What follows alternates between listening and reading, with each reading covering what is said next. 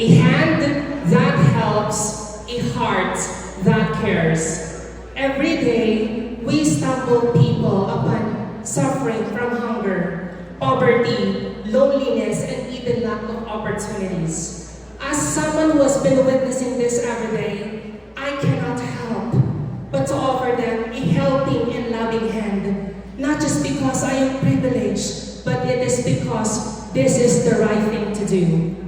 Helping those in need is not just a simple act of kindness. It is a shared responsibility among all of us. Helping does not end after giving. I believe that when we choose to live each other, we can create a better place to live in. My dear Board of Judges, before even joining this competition, it has always been my practice and passion to show empathy with compassion for humanity. Because I believe that a stronger community is built when we choose to lift each other up.